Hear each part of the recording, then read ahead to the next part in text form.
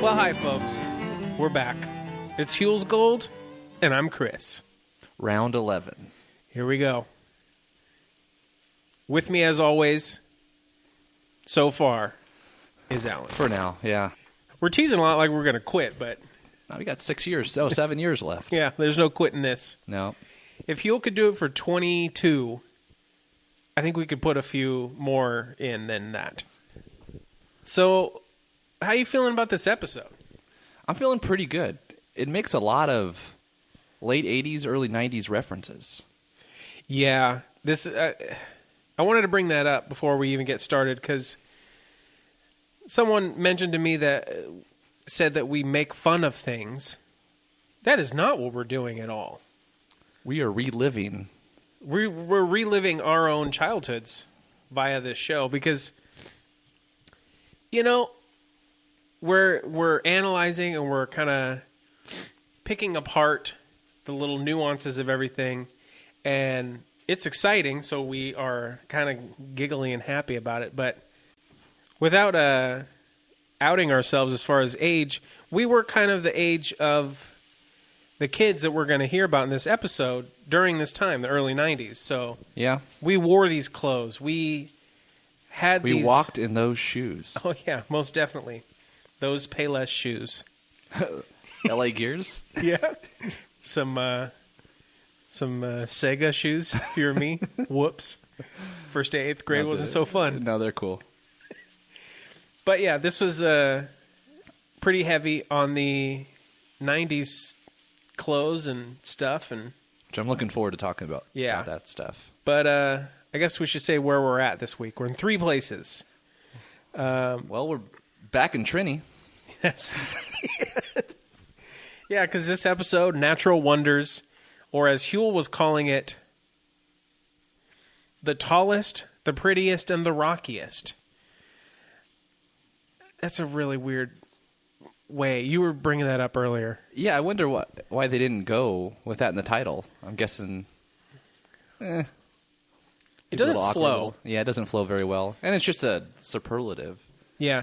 Natural Wonders. You know, that's why they called that store Natural Wonders. Which, you know, it is kind of an interesting thing to put together, these different concepts, because, okay, something is the tallest. It has an objective measure, which they use feet in this episode. But then there's prettiest, which is an aesthetic, which is, you know, most times, well, it is subjective. But then there's the rockiest, which I don't even know what that means. How is this rock rockier than the other rocks? It just has a lot of rockiness to it, I guess. But well, we'll get to it all. We're gonna break it all down like we do. We'll never start the episode if we get into it. But yeah, as you said, the cold open is in Trinidad Bay, which is where we were last week, up in the Humboldt County area, and which is it? It looks warm. I mean, it's not warm because of the clothes that he's wearing. Yeah, because Huell in the open is wearing that big George Costanza red jacket again, but he's got like a cable knit sweater and a polo underneath. So Huell's got to stay bundled for this. It must be cold. When I was up there, even when it was sunny, it was cold. This was summertime, I think. Yeah. It was sort of the joke I used to tell when I worked, at the skate shop. Yeah. That people would walk in and it would be blazing hot outside, but we had the air conditioner. It was nice and cool. Mm-hmm. And they would say, "How about that weather?" And I would say, "Hey, it looks nice from in here." Yeah. Stupid. You definitely had jokes that didn't match your age at times. No one laughed. So, no. You know. They just wanted to buy their bearings. Like, give me the stickers. Yeah. Give me the Stussy shorts. And a bar of sex wax. But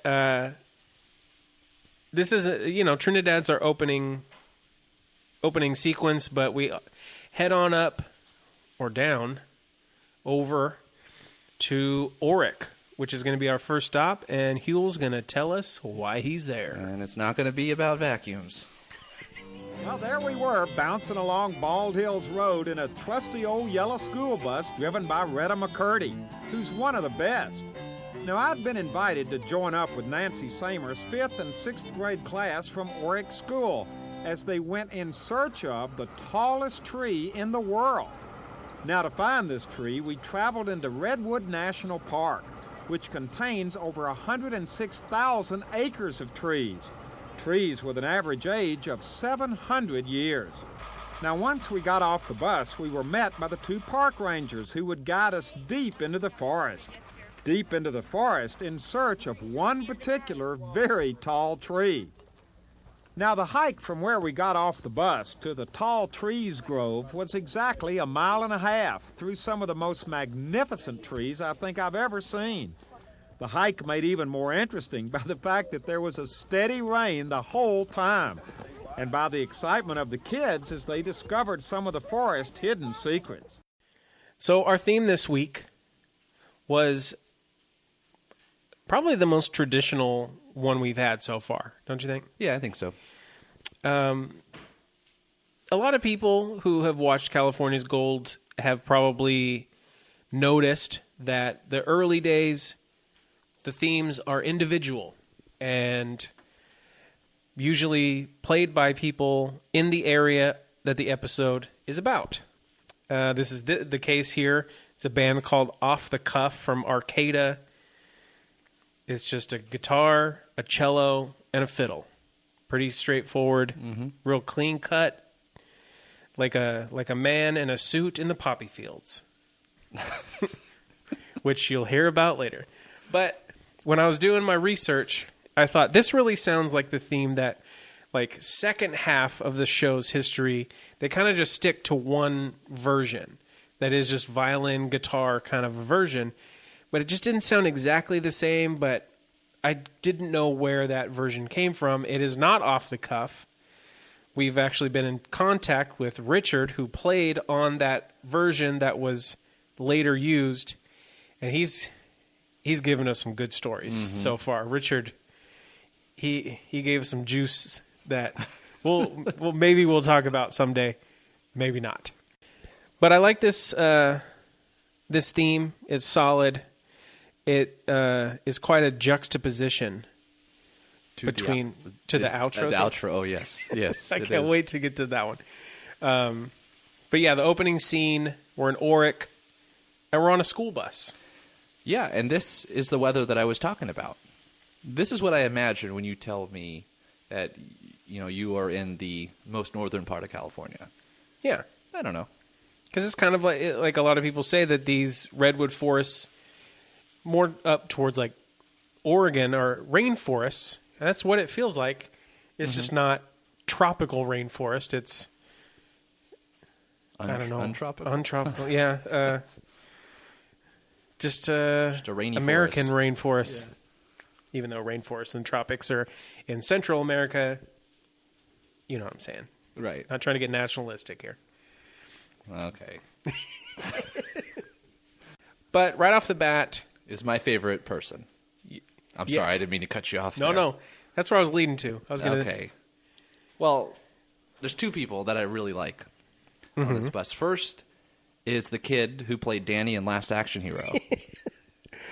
This is what, your third Last Action Hero this is reference? Second. All right. The Red Tar Pits was the first. True. This is Danny, though. Yeah, for sure. Like I'm pretty sure. Love it. Love his Raiders jacket as well. Yeah, either him or the kid next to him in this opening segment says something to Huell that cracks him up so hard. Yeah. I can't tell. I mean, because it's silent because Huell's doing the voiceover that you heard in the clip. But Huell just slapping those knees so hard. Head up, mouth open. Yeah. He hits it hard. Yeah. Well, my second favorite person comes maybe 10 seconds after. Let's call him Danny. You want to call him Danny? Yeah. Well, the actor's name's Austin. Does he look more like a Danny or an Austin to you? I think Danny. Go with Danny. Yeah. Okay, so after Danny, I've never seen 2 movie stars appear on the bus. I think I know where you're going with this. So anyone who's seen Pee-wee's Big Adventure knows that when he hitchhikes on a truck, he does so with a lady Yeah. named Large Marge. Uh-huh. And it just turns out she drives a school bus for Orick. She does look very much like the actress who played Large Marge in Pee-wee's Big Adventure. So if she turned her head to the right now, I would imagine the face. Yeah. I mean, hopefully for these kids' sake, this is not the highway where she saw the worst accident she ever seen. Okay, she's probably a sweet lady. So Yeah. Retta McCurdy. it's Retta McCurdy. That's right. Yeah. But Huell is on this bus because he's with Nancy Sanger, I think is what we couldn't really tell what Huell said, but her 5th and 6th grade class from Orick School, and they're going to check out the redwoods at Redwood National Park. And there's some funny facts, like some averaging out that he throws out there. Did you catch that? Mm-hmm. The 106,000 acres of trees. I guess they didn't want to give us a per tree or a tree per acre breakdown, but he did give us an average age of tree of 700 years. How they know that? Oh, you know, the rings on the trees, the width. Yeah. It's a lot going on. I can't really get into it here. That's the kind of stuff that, rangers, scientists, students do that is so much work. And I'm glad they do it. We've done this in school when we were in college, that where we do this hard work and you realize that it breaks down to, like 5 words. An average age of 700 years. That took someone so long to figure that out. But we just take it. Yeah. So what are you going to do? Are you going to go verify that? No. So no, I just trust these people. Exactly. But we're getting into the kids here, and Danny. well, yeah, Danny and crew, because he is the leader of this. He's the godfather of these kids. Yeah, because he's in every shot. Yeah. And well, did you notice something? I think you did. oh yeah, Your eyes are wide open. So as soon as they get off the bus, Danny's first one popping off, and that's why I'm thinking that his last name must be starting with an A. Just A. Yeah. Nothing. Just Danny A. Because he is always first in line for everything, and he must have been first in line at AM PM to get him a thirsty 2-ouncer, because I noticed that right away. My sister and I used to have those plastic refillable, sip-em cups things. See, I had never, when you told me about this, I had never seen the collector's edition, these colored ones. Yeah, yeah. I mean, I don't know if they're collectors or not, but I wish I had a collection my dad had of the original, just the plain, the clear plain with the Jane. red and the blue, yeah. Yeah. No, these thirsty 2-ouncers were quite a thing in our household. And it's funny to me now that 32 ounces was so much soda back then. Because now, you go to AMPM and they got those, 250-ounce big old Bubba keg things. And that's a lot of drink. 32 ounces, Right. Well, we watched the commercial. It was did, almost, yeah. we can't even fill this thing up. They had to go home. One of the guys had to go home. You got to check that out on YouTube. Just AMPM thirsty 2-ouncer. It's only 30 seconds. But that's just the start of all the great things that these kids have, because they're on a field trip, basically. And I was thinking, if you went on a field trip like this, which we kind of did with Camp Keep, we brought that up before.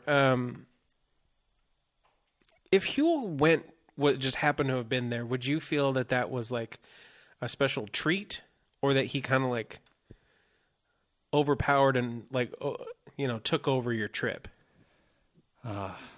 Well, I think the kind of kid I would think it was weird that he was there.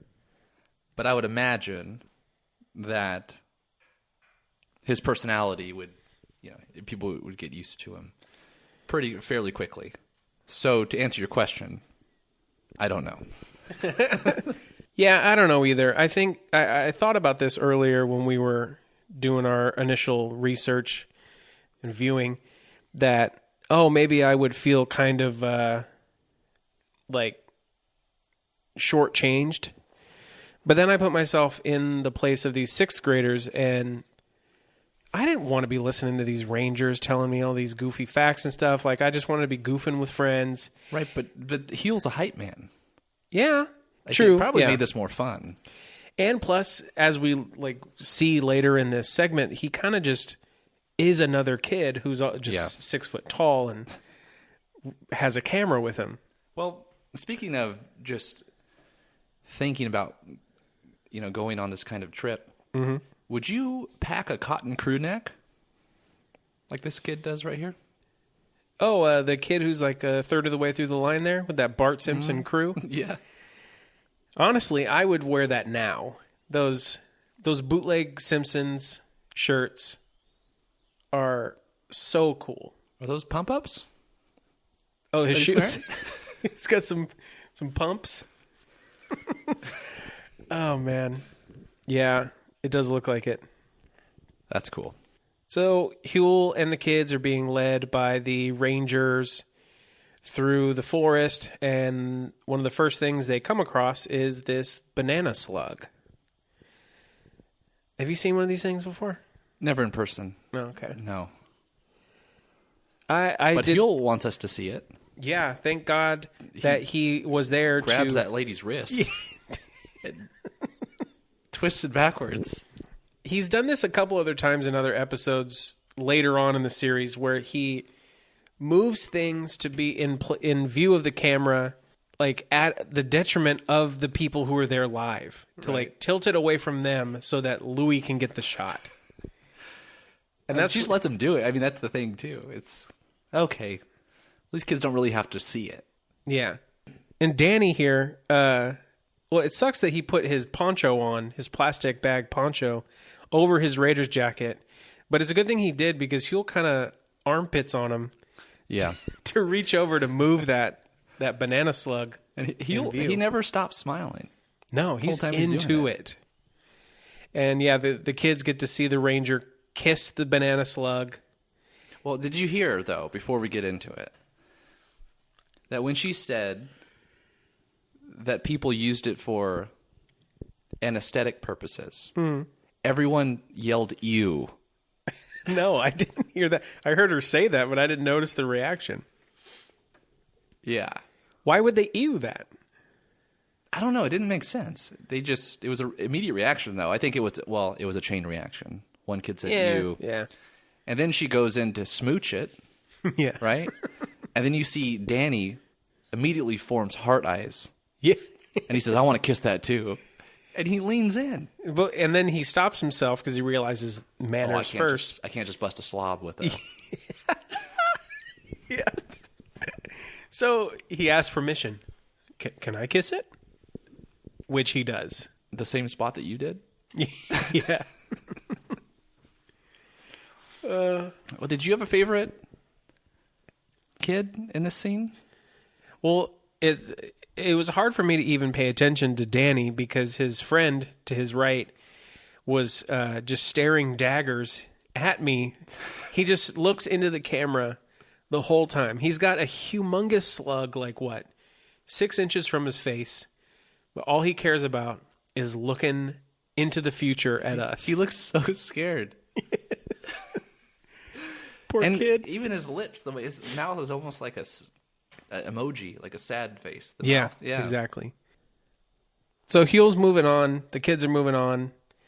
And this next thing, you didn't even notice at first. No, I didn't. I had to... it happens so fast. It's really quick. But Huell's mentioning that they take a bathroom break and they walk through some ferns. And then they look at some mosses and lichen with little microscopes. And that shot is maybe, 4 or 5 seconds long. If that, yeah. But here's my favorite kid of the group. It's a good one, too. He has got kind of like this distressed denim jacket on, a neon yellow volleyball shirt on underneath it, a very tight flat top. But that's nothing compared to what he brought for the field trip / picnic, because this kid brought a whole bottle, full-size family bottle of Sunny Delight. Like, what's the conversation before you leave the house? Hey, Brad, you going on that field trip? Yeah. All right, well, take the Sunny D. Already got it. Good job, Brad. Because he has to hold it like a football. The whole day? The whole day. Did you notice it's already almost empty? Yeah. Do you think this was like just from breakfast and he just, gotta go, Mom, grabbed it off the table and took off? Because it could have been, I mean, it's almost empty. Yeah. So that reasoning could have went through his head. Like, I got to get a cup. I don't really have a to-go cup. I don't have a thirsty 2 ounce like, what's his name? Danny. Danny A. So I just got to take the jug. Bye, Mom. That's what I'm going with. I like that. That's good. But maybe that's why they had to take the bathroom break after. But did you notice the next thing? Right after the Sunny D spot. The butterscotch tree? Yeah, what's the deal with that? Have you ever heard of that? I've never heard of that. And based on Huell's face after he smells it, I don't think he bought it. I don't think it was such a... what? This is dumb. Is this real? But in the voiceover he says that it does smell like butterscotch. He just seems almost like flabbergasted about it. It's hard to describe his face. Well, I believe that there's butterscotch trees. No matter what. I don't doubt it. It's just, I don't know how cool it is after seeing Huell's face. Yeah. But then we get to the real reason why these kids are on this field trip, and it's to visit the tallest, hence the name of the episode, tree. And how tall is it?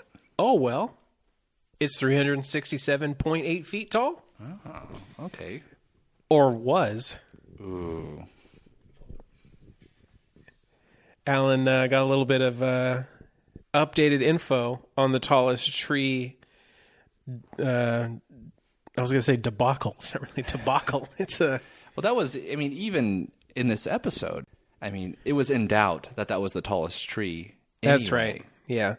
There may have been the third tallest tree, may now be the tallest. Yeah. It's very confusing. I don't know. She mentions that the forest is dynamic and constantly changing, so... What was her name? That ranger who was giving those facts? Sure. That's none other than Susan E. Gonsher. That's right. She's not in the Humboldt County or whatever that was. No, that wasn't Humboldt County. That was... Yeah, Trinidad. Well, Trinidad Bay, Humboldt County, yeah. Okay. General area. Orick. She's not the... Yeah, Orick, the National Park, Redwood National Forest. She is not currently holding that position anymore. Mm-hmm. She is out in Asheville. North Carolina, huh? Yeah, she's some sort of thing called the Director of Interpretation. I don't know what that means, but it sounds important if you're the director of that. It's more important than podcast host. Very much so. I mean, she definitely got a pay increase. Googling her. Yeah. We found her federal pay scale, but I guess we don't need to talk about that.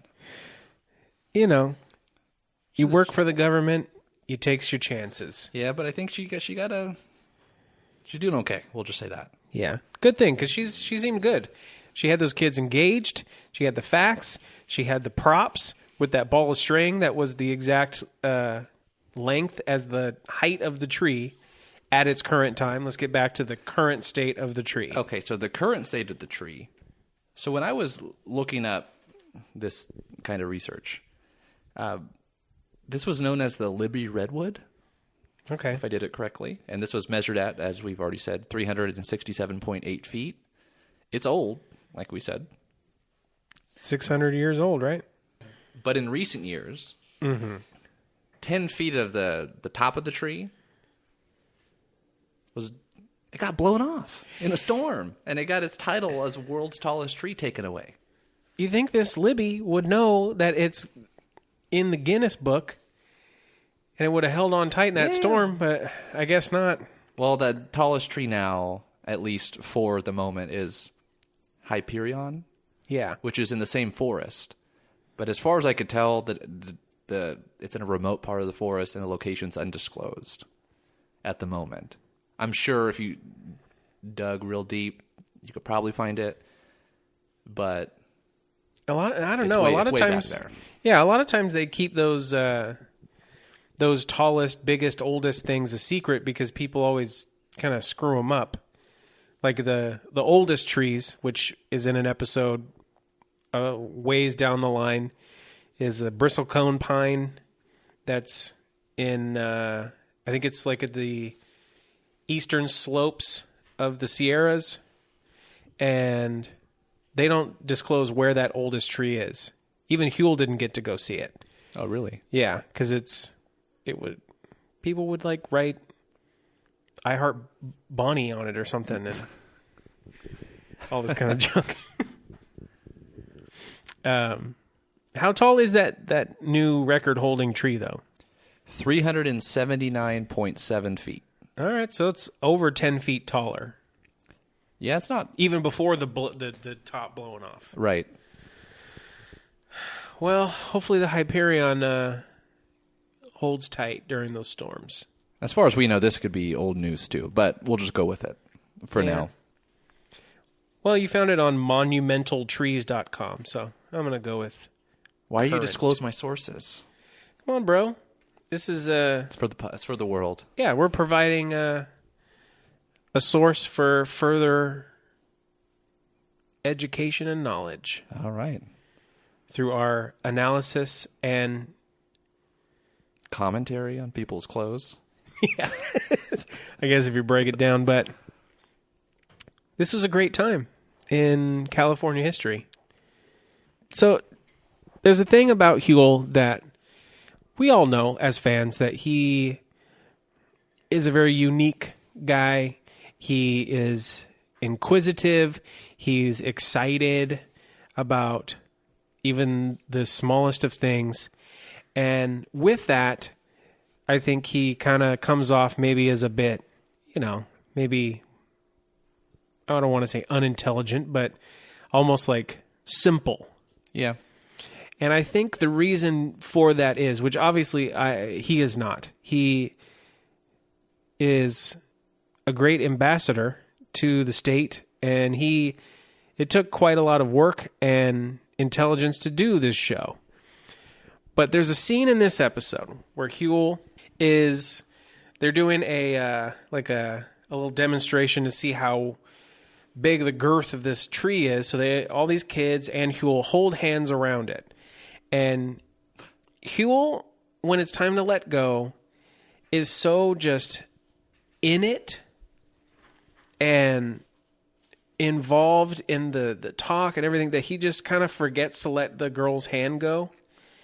And I am not like that. Like, I know then and even now, if I had to do something like this, I would just be going over in my head like, oh, am I holding her hand weird? Like, oh. Right, and then you get so hyper-focused on it that you don't know if you're squeezing. Just pulsing. Like, oh, no, I'm squeezing. Oh, I'm letting go too early or too late. And yeah. It's sweat for me. Yeah, exactly.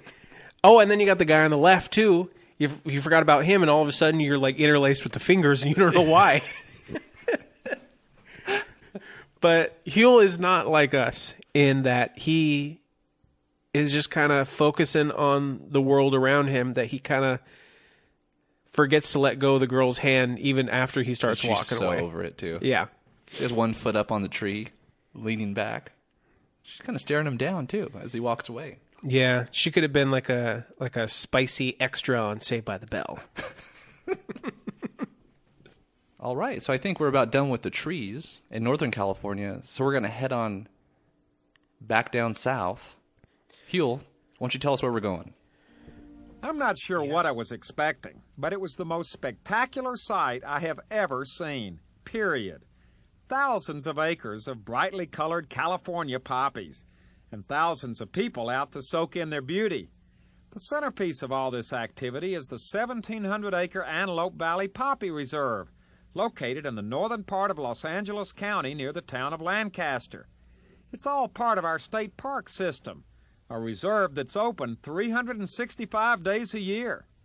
Last year, over 250,000 people came here, most of them in the spring, when the poppies, our official state flower, are in full bloom. All right, so we are back in our neck of the woods. Pretty close, yeah. This is not too far from us. Over Lancaster. Right over the Tehachapi's. Yeah. Into the high desert. It is, as you heard, the Antelope Valley Poppy Reserve. And this is the prettiest segment, as Huell said. And, you know, this episode really kind of is at a disservice because the camera that they're using is not high definition. Right. Like, very not high definition. Right. Like if they move too fast, it blurs out. Back and forth, it just blurs into some sort of flame. Yeah, which I get. I mean, flame. a lot of people kind of described it as the mountain is on fire. Kind of a description, which I thought maybe they were looking through Louis' viewfinder, but no. I'm sure it did look like that. I've never been here. Have you been here? I haven't. The only wildflowers that I've been to or by is at Windwolf's Preserve. Yeah. By the bottom of the grapevine down there. Mm-hmm. And then Carrizo Plain, driving to San Luis Obispo. Yep. It's the only ones I've seen. I've never even really stopped, to be honest. Kind of just as you're driving. Well, Windwolf's, yes. Yeah, stop there, yeah, but you gotta get out mostly there. you're driving, so. Well, we got to put this on our list of things to do this year. Yeah, because these poppies are popping. Oh, man, it's almost like you thought of that 20 minutes ago and rehearsed it. I wrote it down, too. I can see why Huell would get so excited about this, call this the prettiest.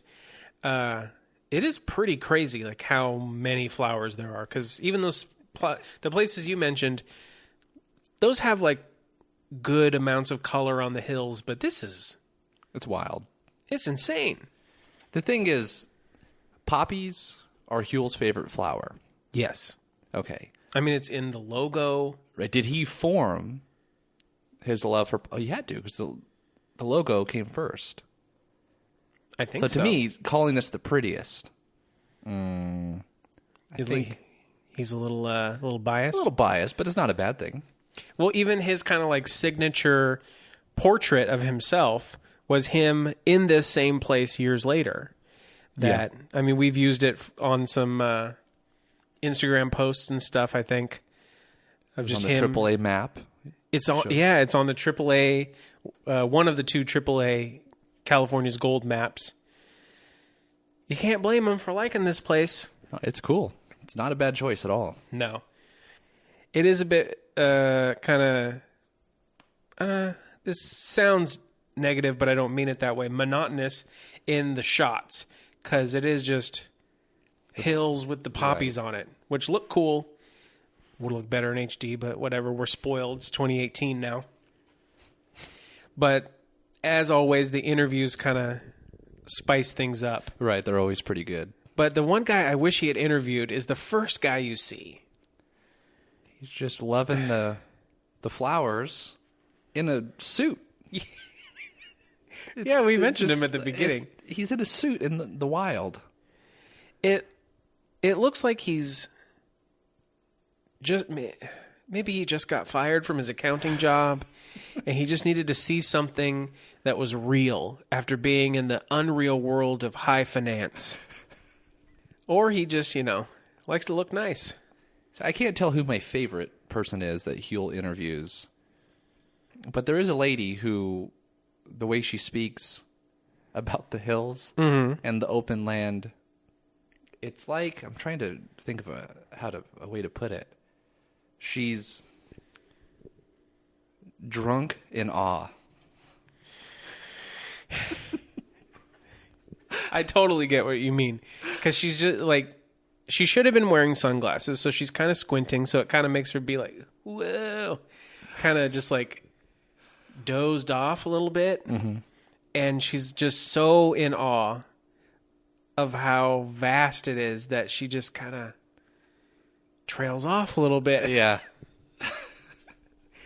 But I don't blame her.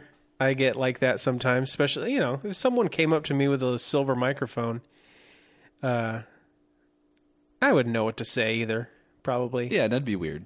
There was one time that I was interviewed for the Rachel Maddow show in front of the Crystal Palace. I don't even remember this story. Yeah, you do. The guy showed up. He's like a cool guy. He's at the farmer's market. Oh, that's right. Yeah, then he ended up saying, is this all Bakersfield is? What can you do here? And he went to the Kern County Fair. Yeah. But for some reason, we rendezvoused together at the Crystal Palace. He just showed up and he made eye contact and just popped out the camera. I froze up. It was the weirdest thing that's ever happened to me. I don't. I didn't make it onto the show. Let's just say that. You didn't? No. I was cut. Yeah. I feel like I would too. I mean, we're pretty easy with the microphones here. Sit in your dining room, but you know, if there was a camera on us, it'd be weird. It'd be a different story. Well, yeah, and you haven't thought, right? These are questions that you really hadn't thought about before, and they're kind of just sprung on you. Yeah, I'm not a think on my feet kind of guy. It's like, dude, I don't know the answer to the immigration problem. Who does? Right? Definitely not the kid in the California gray whale sweatshirt that comes up next. Which, it's his birthday. No, it's the little baby's birthday. Oh, it's the baby's birthday. Yeah. I think so, because he kind of... Okay, set the scene. There's a dad with a baby on his back in like one of those backpack kind of things. And probably teenage age son next to him in a turquoise colored crew neck sweater with a kind of tourist graphic, which is my favorite kind of shirt. And it's just whales, and it just says California gray whales on it. And the funniest part, I mean, the shirt's great. I would wear that crew neck today if I had it. Is, did you notice how the dad described the hills? There's high saturation? Yeah. It's just such a high saturation. It's such an odd way to describe something like that. I mean, maybe he's a photographer? I don't know. Well, these people, among the others two who we'll just briefly mention, the lady who borrowed Huell's fish stick man jacket, okay, and then the guy who his wife, presumably his wife, is talking to Huell. He's just staring at the camera, smiling. Oh, the guy in the members only jacket. Yeah. Mm-hmm. Those are two other good interviewees. Huell hits the road with Milt Stark, who is a writer and wildflower photographer. He's also a pessimist. Sure is, man. I mean, right off the bat, he talks to Huell about how, well, yeah, it looks nice, but it's been better when I was younger. All right, Milt. And, you know, that's just I'm sure it has, if you've lived in the area, yeah. Huell's trying to keep it light. He talks about it's so great that in like the 1960s they did a survey of where Poppy Reserve would best be suited, and they chose the Antelope Valley. Milt right away. Well, this land's not part of the preserve, so it's probably going to be developed. Yeah, probably going to be shopping malls right here. All right, Milt. He'll never really respond to it. Oh, no. Okay, but then he kind of mentions it in the transition. Yeah. That it could, but as for now, yeah, he keeps it light, can enjoy it, and positive. And it's like Milt. It's private land, dude. You can buy it. Yeah, that's the thing. Instead of being all somber. Maybe he put a bid in and he got outbid. Got rejected, maybe. Yeah.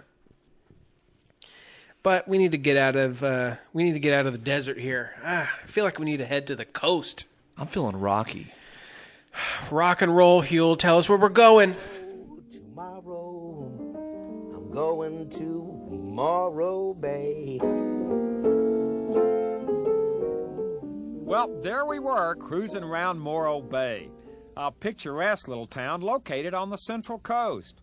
We were in Morro Bay in search of the Rockiest, and we didn't have to look very far. Now, if you like rocks, you'll love this one. Morro Rock, named back in 1542 by the famous Portuguese navigator Juan Cabrillo. It's the last in a chain of 9 long-extinct volcanoes. It's 581 feet high, covers 55 acres, is 22 million years old, and it dominates the landscape. Now, the old rock has had its ups and downs over the years. For example, for a while back at the turn of the century and even up to World War II, it was used as a quarry. They blasted over 1 million tons of it away to get rocks to construct breakwaters up and down the coast. But all that's in the past. Nowadays, the rock is doing just fine. Not only is it an official state landmark, it's also a natural preserve within the California State Park system. It's also a rock everybody in Morro Bay loves. For example, while we were in town, we were invited to join up with the members of Morro Bay Beautiful on their annual litter walk on the sand spit next to the rock. And it gave me the opportunity not only to spend a delightful morning on the sand spit, but to find out firsthand some little-known rock facts from the locals. Do you feel it?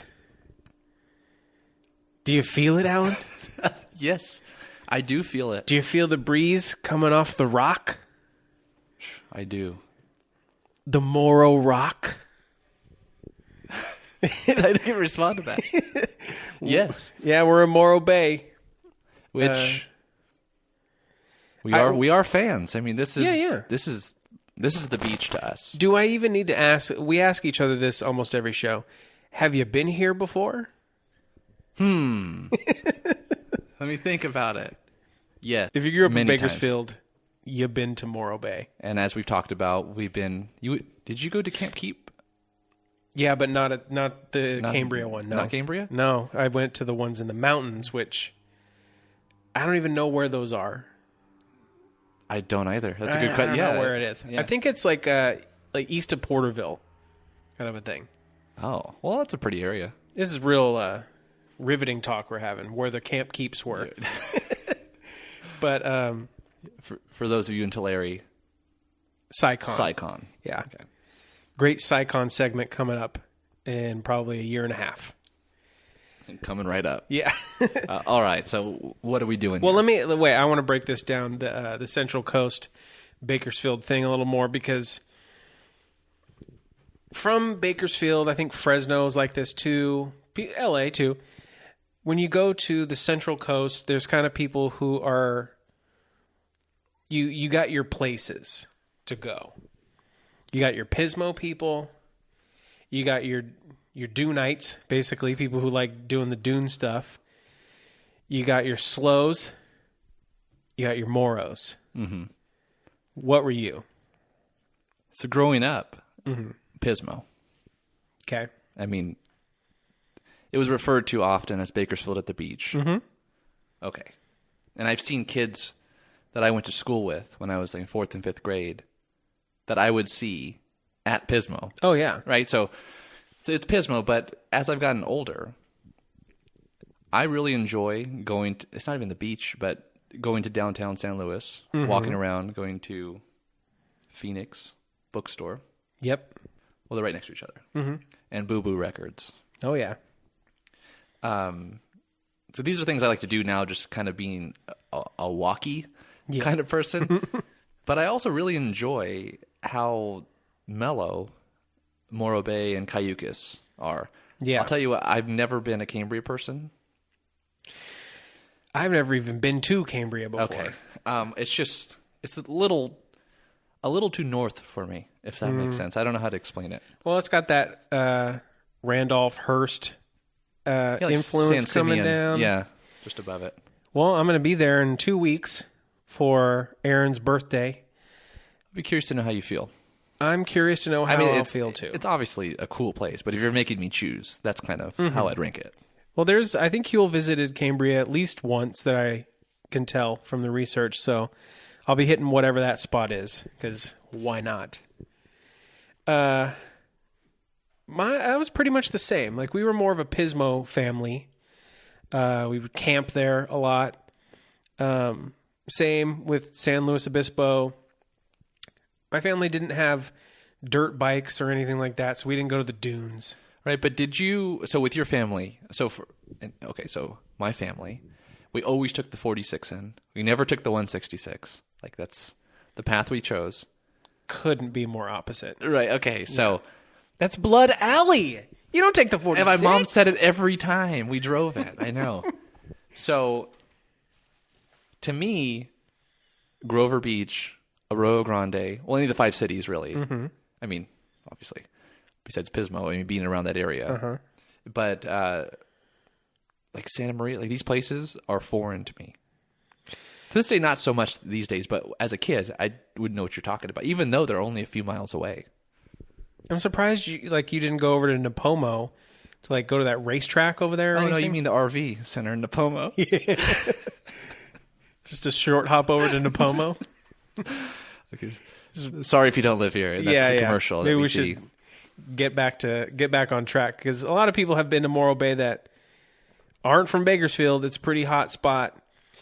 It feels like the area of the Central Coast, besides like maybe Cayucas, that's changed the least as far as what I remember. Like, it's still got a lot of those same kind of beach town shops. Yeah, I mean, you can't do anything there. You can't develop anything. No. So it's sort of frozen in time. Yeah. I mean, they have the water moratorium now. Mm-hmm. And it's just, you can't build anything. That's why, it gets... Well, that weird aquarium with the seals, remember that? That's finally heading out, but... See you later. But all right. Anyway, Morro Bay, a little factoid that you heard from Huell, that in 1542 it was named by Juan Cabrillo. Had no idea Juan about that. Cabrillo Morro. Sure. It was named, but we don't know. Yeah. Yeah. But I think the most important thing about this segment is that the fish stick man jacket is back. Returns. Maybe it seems like he really wears it mostly in the coastal towns. Do you think he's geographically minded when it comes to his fashion? No. Well, let me throw this at you. I was watching an episode a week ago about another San Francisco thing that he was doing. Do you know what he was wearing in San Francisco? Let's hear it. The trench coat. Okay. The only other time I've seen him wear the trench coat in California's Gold is San Francisco. Now, last week, he was wearing the red George Costanza jacket in Trinidad Bay. This week, Trinidad Bay. It's either he shot these segments while he was there. Don't ruin it, dude. I'm just saying, I'm trying to... Come on. Let me defend myself over here. All right. Okay. No, that's it. He may have shot them. So we get one of the first interviews that Huell gives on the sand spit next to the rock. Yeah. We don't even know this lady's name, but she is my favorite because she reminds me in the Tule Lake episode, that lady who he's looking at the long roots and she says, "Weird, huh?" This lady answers his question. They look at each other, and she just starts laughing. That same sort of awkward, fill in the space. But then he laughs too. It's pretty funny. I like her shirt too, because it's one of those tourist shirts that wasn't silk screened; it was embroidered.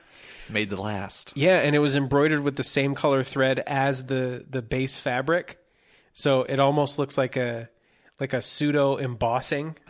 It's great, but this isn't your favorite sweatshirt, is it? No. This is an episode full of killer crews, because this lady Killer Cruise.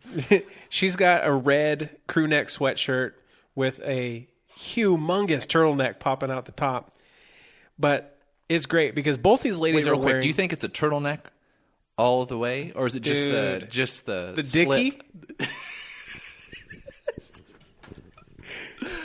It's cold here, man. She better be having the real turtle because, for one, that dicky is way too high, or too like high up on the neck. It could be custom. Maybe. Or what if this is this is all an integrated unit into the sweater? I didn't even think about that. A perma dicky. Anyway, the whole point of this crew is, one, it's funny that both of these women are wearing shirts of the town they're in. Because maybe they're not from the area, but they're like a litter cleanup crew. And usually that's something that's done by residents of a specific area. But this crew, it has 4 words on it. It says London, Paris, Rome, Morro Bay. And that's it. And I love it. That's awesome. Oh, man. There's a few more people that Huell interviews, but we'll just move on to the rock. Yeah. The climbing of the rock. Yeah. We are making the climb with John P. Tranmer. Yeah. He's a tall sucker. He's towering over Huell in some of these shots. I don't want it to be redundant, but with the train episode with those tall boys on that one, Those big engine boys. this guy he's a tall guy. Yeah. I mean, when they make it to the top of the rock, I wouldn't say he's towering, but he's a lanky guy. He's up there. I think some of the highlights of the rock climb were the graffiti from the class of 61. And John mentions like, I haven't gotten up around here to clean this graffiti off since 1961. So 30 years he hasn't gotten around to cleaning this graffiti off. Did you notice Huell's favorite part of this climb once they get up to the top? The white stuff. Yeah. John mentions that they're not going to get attacked, but they might get bombed. Which is AKA dumped on. Yeah. Huell takes a second. You can see him formulate it and just... He loved it. But there is something that Huell circles back to towards the end of this, and that is the poison oak. Mm-hmm. At Camp Keep, which we thought taught us nothing, did teach us a saying to know when we see poison oak, and that is, leaves of 3, let them be. Which I'm surprised John didn't know that. Yeah, he's right around the corner from where Camp Keep was.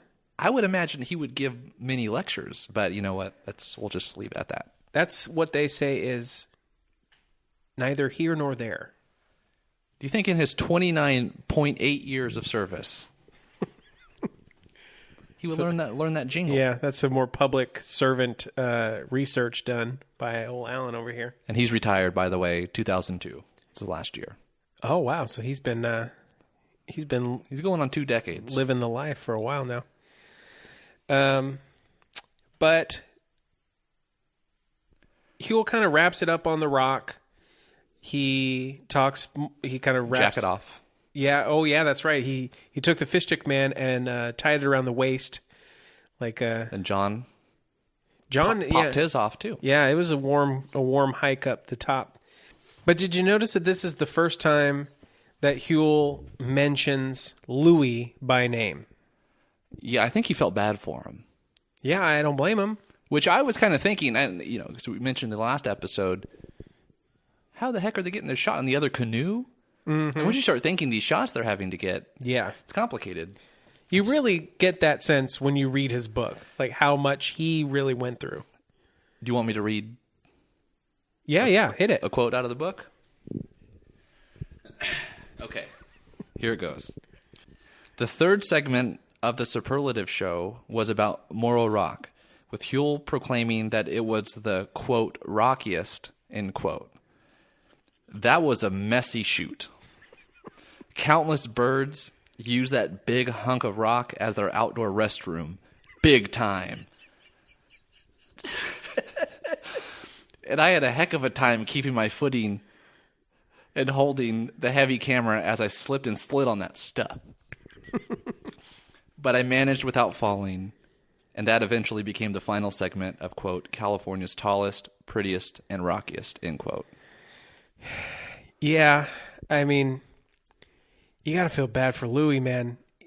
Because another thing he mentions in the book at some point, I don't remember where, is that a lot of times he's having to like walk backwards, and he can't fully like see where he's going.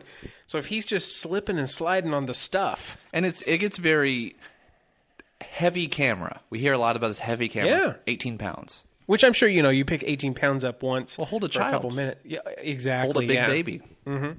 Takes a toll on you after about 30 minutes, 45. Obviously not a father, so Yeah, I'm sure most guys are. And Louis lugging that camera around forever. Yeah, he did it. He did it. But we did it. We did it again. I want to make mention of the theme you heard at the beginning being from Off the Cuff from Arcada, which a lot of times we then just hear that theme again. This week, we got a double doozer. And holy cow, is this one... This one is the most buck wild. Is sick. You're going to hear it when we're done blabbing. It's by Marge Carlson, otherwise known as America's Sweetheart of Birdsong. Oh, man. We're going to pop this one up on the Instagram, too, because her shirt, her hair, the scenery, her whistling. There's obviously, it's like yodeling, where there was so many hours of practice went into doing this. Because her throat and mouth are doing things that I don't even know what. It makes no sense to me. I know my throat has moved that way when I tried to scratch it. Yeah. With my own... With your own throat? With my own throat. Yeah, yeah. But she's making beautiful sounds with it. Yeah, it's crazy. But the other thing that we wanted to bring up was that we've been getting more great emails from our fellow Huell heads out there. What was the email that we got yesterday? Oh, it was about the SS Palo Alto. Yeah, from last week. Yeah, the storms recently have done a number on it. Yeah, we mentioned that, but we didn't really see many visuals showing us what that looked like. But we got an email from Alex, who you can find him on Instagram at Forgotten California, all one word. And he showed us some pictures of what the Palo Alto is looking like. He took these on August 27th of last year. That bad boy is wrecked. The whole front part where Huell first walked onto it from the pier is just sideways. Devastated. Yeah. I had no idea. I mean, that's kind of the info I was looking for last week, but it's kind of sad, but it looks kind of cool. At least to me. I guess... It is cool. No, it is. I guess concrete ship fans were probably pretty sad, but we really liked this extra info, and we've been getting some other emails from other folks about stuff for future episodes that you'll be hearing about. Which we very much appreciate. Oh, yeah. And one thing that we got him in the early days before we even started the show, when we first were starting our little Instagram campaign, is people's Huell stories. Meeting him, what it was like, people who were even on the show or relatives of. And as you can hear, there's a lot of people per episode, so Huell met many people, and they got to be out there. And this kind of goes along with our, Call Your Mama campaign, where maybe your mom was on the show, or your fun uncle Johnny, something. Maybe he was in Solvang. We know there's 6 degrees of Kevin Bacon out there somewhere. Yeah. 6 degrees of Huell. Separation. Yeah. So anything you want to tell us about your time meeting Huell. With a double H. Double H, not Hulk Hogan. Hit us up at huellsgold@gmail.com. Or you can direct message us on Twitter, Huells_gold. or any comment section on any of our streaming services. We want to hear from you. Well, I'm sure you don't want to hear any more from us. Yeah, let's get to Marge. This has been a fun episode with lots of great stuff. And where are we going next week? On our last episode of this season, yes, we are heading up to Downeyville. Mm-hmm. We're going to check out some skiing, check out the oldest continuously operating newspaper, the Mountain Messenger. Well, that sounds good. It's more Northern California stuff. And yeah, it's the last one of the first season. Which is crazy. We made it. Are we going to do something in between the seasons or just jump to the next one? Well, I guess we got to figure that out because I guess we'll just have to stay tuned. Yeah, stay tuned. We got some stuff in store. So next week we're heading up to the Lost Sierra. But for this week, we're glad you're here, and we just hope that you come along with us next time as we continue our search for Huell's Gold.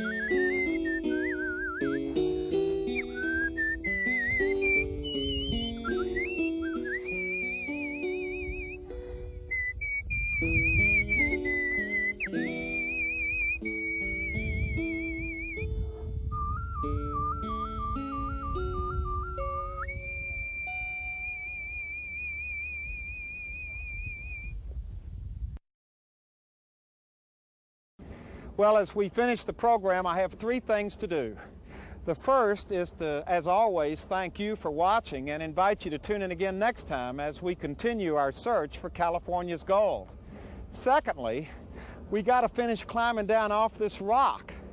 And thirdly, once I get down there, I got to find some calamine lotion for my poison oak. Until next time, I'm Huell Hauser.